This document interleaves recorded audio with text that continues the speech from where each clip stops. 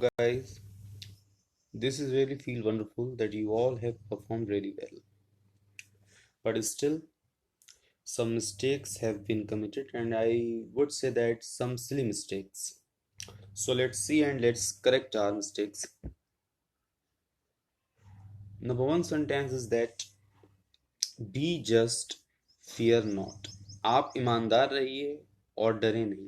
And आ जाएगा, simple है ये. आयरन एक बात शायद मैंने आपको बताई थी पहले भी कि जब भी आप सेंटेंस करेक्ट करने जाएं या उसको फिल इन करने जाएं तो एक बात ध्यान रखें कि अनुवाद करना, उसका तर्जुमा करना, उसको ट्रांसलेट करना बहुत ज़रूरी है.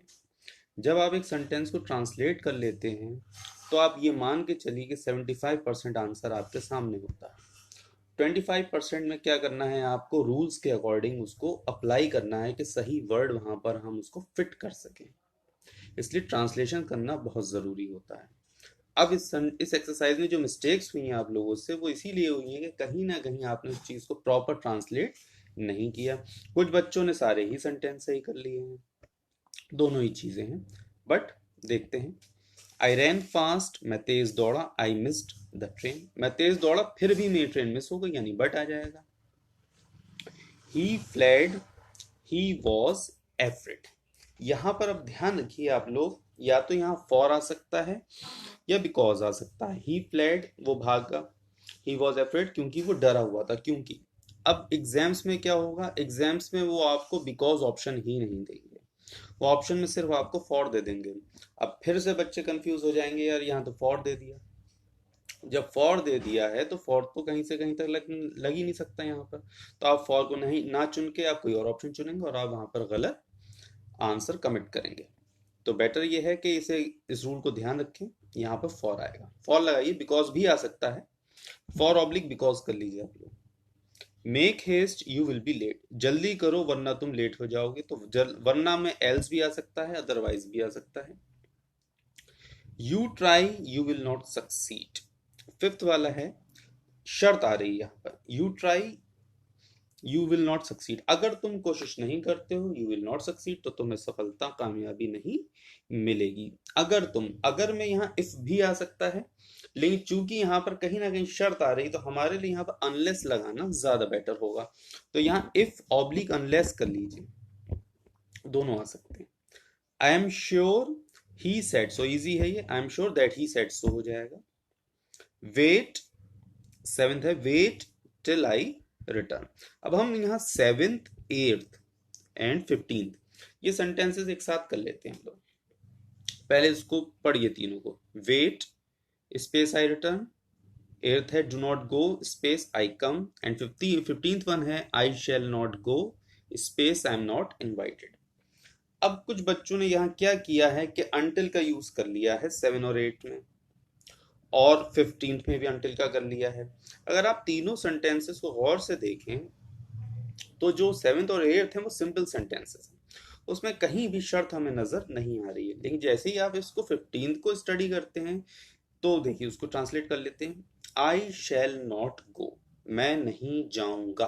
आई एम इनवाइटेड, अगर मुझे बुलाया नहीं गया तो. एक तरह की क्लियर शर्त है यहाँ पर. जब शर्त आ जाती है तो वहां पर आपको अनटिल या अनलेस लगाना पड़ता है. तो ये जो हमारा 15 सेंटेंस है, यहाँ पर आ जाएगा अनलेस. अनलेस, अनटिल नहीं आएगा, अनलेस, अगर मुझे, जब तक. अनलेस मतलब जब तक मुझे बुलाया नहीं गया तो. अब वापस लौटते हैं 7 और 8 में. वेट अनटिल आई रिटर्न नहीं होगा, सिंपल सी बात है. वेट टिल आई रिटर्न हो जाएगा. Do not go till I come हो जाएगा. यहाँ पर अनटिल या अनलेस लाने की जरूरत नहीं है, क्योंकि सिंपल सेंटेंसेस हैं. यहाँ पर किसी भी तरह की शर्त नजर नहीं आ रही है, जबकि 15th वाले सेंटेंस में हमें शर्त नजर आ रही है. इसकी प्रॉपर प्रैक्टिस करते रहिए, क्लियर हो जाएगा आपको. 9th, he finished first he began late. उसने पहले खत्म कर लिया, यद्यपि उसने बाद में शुरू किया था. तो 9th वाले सेंटेंस में आ जाएगा हमारा दो.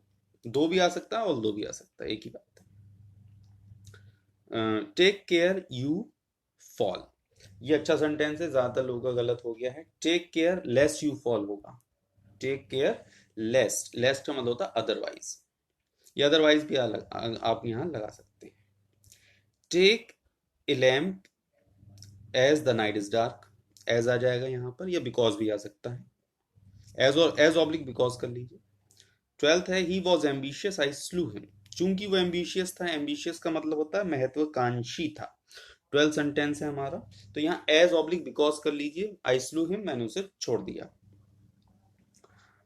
13th है open rebuke is better than secret love हो जाएगा। 14th है you eat too much you will be ill. 14 sentence में इफ आ जाएगा, if you eat too much, अगर तुम बहुत ज्यादा खाते हो, यू विल बी इल, तो तुम बीमार हो जाओगे। 15th है आई शैल नॉट गो, ये कर लिया हमने। 16th है he has succeeded better than he hoped, better के साथ होप देन आ जाएगा। आई डू इट। 17th है I do it as I choose it, as आ जाएगा ये। आई डू इट, मैं ये करता हूं, एज आई चूज इट, जैसे कि मैंने इसको चुना है। 18th है duty calls as we must obey. If duty calls, if आ जाएगा यहाँ पर, अगर हमें हमारा कर्तव्य पुकारता है, वी मस्ट ओबे, तो हमें उसको ओबे करना चाहिए। 19th है live well you may die well, अगर आप अच्छी तरह जीते हैं तो आप अच्छी तरह से मरते हैं। तो 19th में आपका हो जाएगा सो दैट, लिव वेल अच्छी तरह जियो, सो दैट जिससे कि यू मे डाई वेल, जिससे कि आप अच्छी तरह मर सके। 20th है think not a trifle, comma space it small, sorry हाँ, इट स्मॉल अपियर। 20 में दो ही ऑल दो आ जाएगा। 21 है the purse has been lost और स्टोलन, लॉस्ट का मतलब होता है चोरी होना, वो सॉरी, लॉस्ट का मतलब होता है खोना, और स्टोलन का मतलब होता है चोरी होना, दो अलग अलग बातें हैं, तो यहाँ पर और आ जाएगा। The purse has been lost, या तो पर्स खो गया है, और स्टोलन या चोरी हो गया है। रुस्तम इज स्लो, 22nd है हमारा ये, Rustam is slow but sure, वो स्लो है लेकिन उसे यकीन है।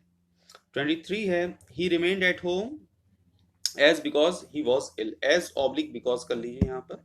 24 है he was industrious I encouraged him, as he was industrious हो जाएगा, जैसे कि वो इंडस्ट्रियस है, मेहनती है, आई एनकरेज्ड हिम, मैंने उसकी हौसला अफजाई की। ये आपके सॉल्यूशन है। आशा करता हूँ कि आपको ये सॉल्यूशन अच्छा लगेगा और इसको आप अच्छी तरह अप्लाई कर पाएंगे। ध्यान रखिए ये कंजक्शन का फर्स्ट पार्ट था, सेकंड पार्ट हम अपने नेक्स्ट लेक्चर में करेंगे। Okay, till then bye, stay home, stay healthy.